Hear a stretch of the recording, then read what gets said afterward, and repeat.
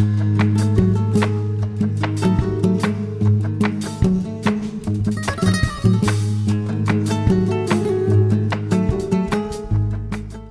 ទះព្រៃហ្វាបយ៉ាងស្រស់ស្អាតទាន់សម័យងាយដំឡើងនិងអាចចូលរស់នៅបានត្រឹមតែមួយសប្តាហ៍ការរចនាដ៏អស្ចារ្យអាចប្រើបាននៅគ្រប់ទីកន្លែងហើយ Drop Pod គឺជាភស្តុតាងនៃរឿងនេះបង្កើតឡើងដោយ Inspiral Architecture and Design Studios Drop Pod គឺជាស៊េរីផ្ទះដែលផលិតជាស្រេចនិងបែងចែកជាម៉ូដូលដែលត្រូវបានរចនាឡើងដើម្បីសម្របខ្លួនការពារនិងសំខាន់បំផុតគឺស្វាគមន៍អ្នកឲ្យចូលមករស់នៅការរចនារបស់ Drop Pod Model Lombok មានបន្ទាត់រលោងនិងកោងដែលនឹកឃើញដល់រូបរាងខាងក្រៅបែបអនាគតដ៏អស្ចារ្យដូចជាអ្វីមួយដែលបាញ់ចេញពីយានអវកាសហើយបានចុះចតលើផែនដី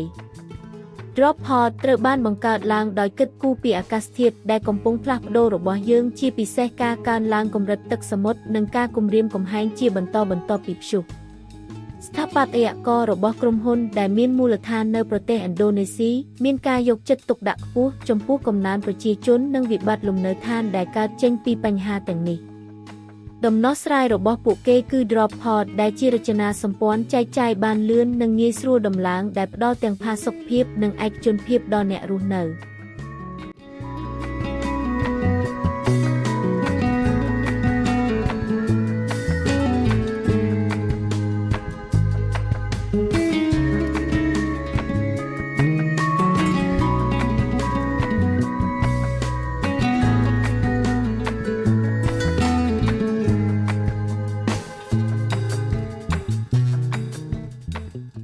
ជាទូទៅការរចនារបស់ Drop Pod អាចត្រូវបានសាងសង់ក្នុងរយៈពេលមួយសប្តាហ៍ហើយអាចសម្របទៅនឹងបរិស្ថានដែលវាស្ថិតនៅ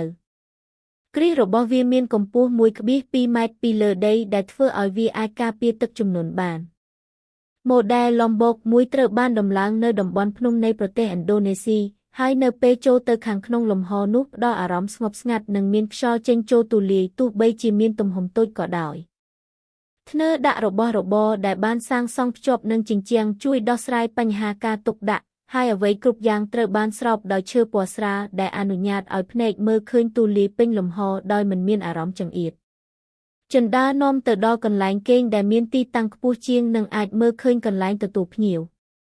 ការរួមបញ្ចូលគ្នារវាងភាពជាក់ស្ដែងនិងភាពទាន់សម័យនៅក្នុងស្ថាបត្យកម្មខ្នាតតូចគឺជារឿងដែលមិនងាយស្រួលទេប៉ុន្តែ Inspiral Architecture and Design Studios អាចសម្រេចបានដោយជោគជ័យជាមួយនឹង Drop Pod Model Lombok